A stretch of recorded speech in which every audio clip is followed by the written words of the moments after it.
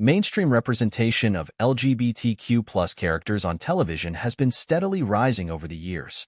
Alas, a lot of queer-inclusive shows are still victims of early cancellations from networks and streaming services after just one season.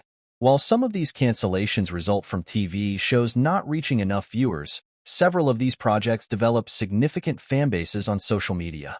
Generally, this generates a lot of confusion and suspicion around the decision not to renew a show for a second season when there are so many campaigns, petitions, and social media uproar for the projects to keep going. On the other hand, there are obviously also LGBTQ shows that just completely flop from the start and never manage to please what was intended to be their target audience. Not all queer-inclusive shows are amazing, even if we love a particular character, storyline, and/or theme. So, with that in mind, it's time to take a deep dive into the various LGBTQ-inclusive TV shows that have been canceled after their first season.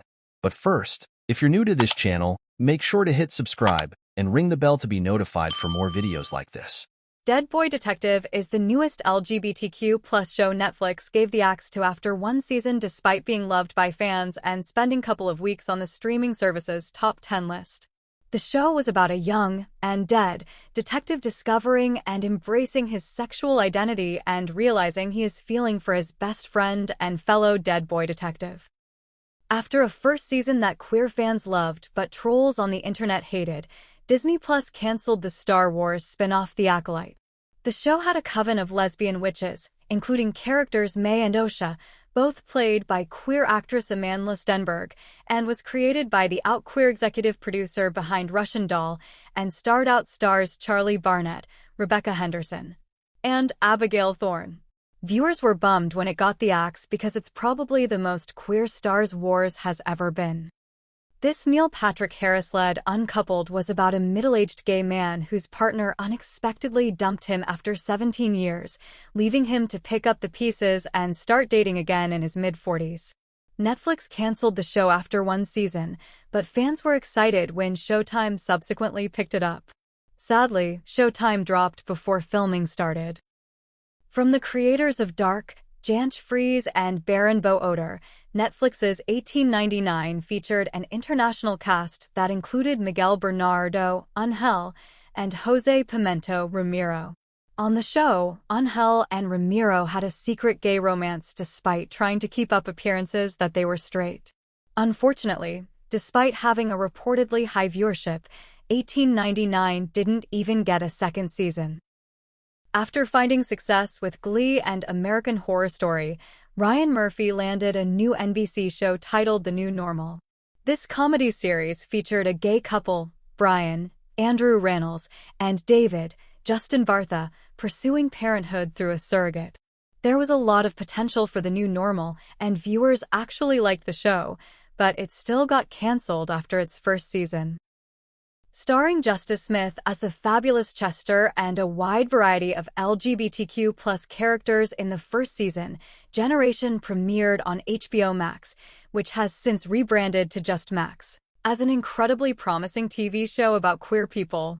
But not only was Generation canceled after its first season, the series was also deleted from the Max catalog over time and is now only found on other streaming services. Netflix's I Am Not Okay with the series was based on the graphic novel of the same name by Charles Forsman.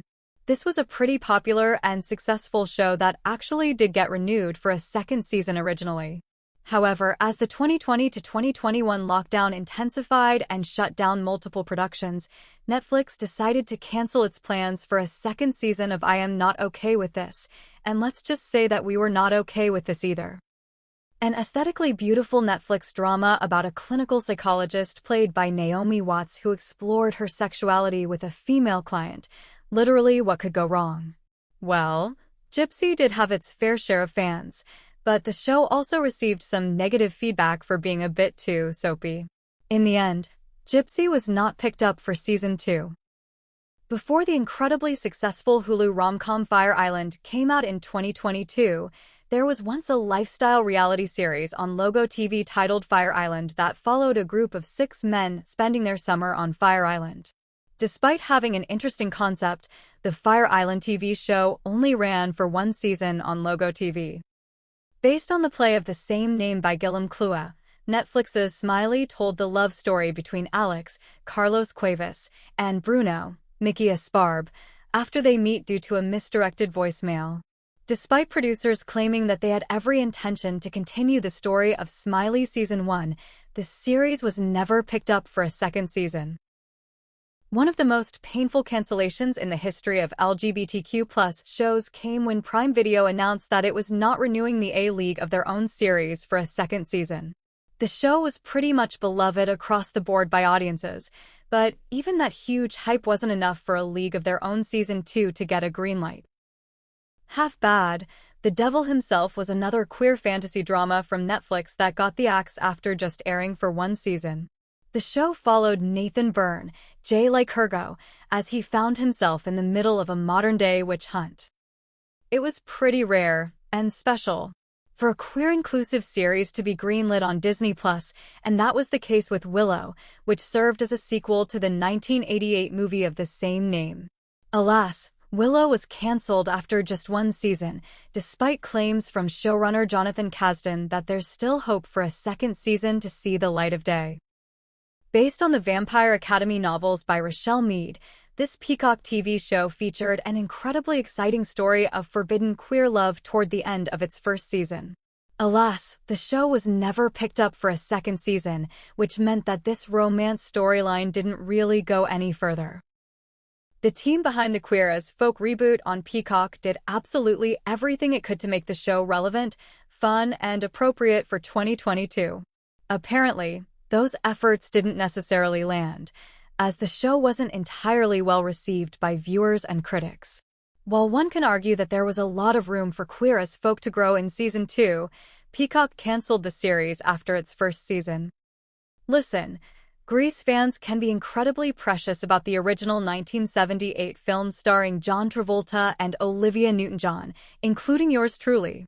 But the Paramount Plus prequel series Grease, Rise of the Pink Ladies was actually entertaining, full of potential, and deliciously queer. Nonetheless, the show was ultimately cancelled after just one season, which felt disappointing. A queer-inclusive sci-fi series with teen characters, it worked for Netflix's Stranger Things, but apparently not for Prime Video's Paper Girls. Created by Stephanie Folsom, the first season of Paper Girls came out on streaming in July 2022. A few months later, the series was promptly cancelled. Starring none other than RuPaul himself, with Michael Patrick King, The Comeback, and Just Like That, as showrunner, AJ, and the Queen unfortunately wasn't a unanimous hit with viewers. Between catching all the cameos from Drag Race queens and watching Mama Ru flex some acting muscles, the show did have some potential to return for Season 2, but Netflix cancelled it anyway after just one season. Monarch featured queer singer Beth Ditto as Gigi, one of the main characters of this country music-based drama series on Fox. It was very cool to see LGBTQ+ representation on a TV show that could otherwise be completely devoid of any queerness, but Monarch unfortunately didn't make it past Season 1. Q-Force was an adult animated series voiced by Sean Hayes, Matt Rogers, Wanda Sykes, Patty Harrison, and Gary Cole, to name a few. The show was about a group of LGBTQ+ super spies who did their best to save the day in a very fun and queer way. After streaming for one season on Netflix, Q-Force got the axe right away. Hulu's High Fidelity was a very queer series featuring the incredible Zoe Kravitz in the lead role of Rob Brooks. While this series did receive positive reviews from viewers and critics alike, but sadly, it was never picked up for a second season on the streaming service. First Kill was a sapphic series that combined vampires and monster hunters, creating a very interesting story of forbidden queer love between two women.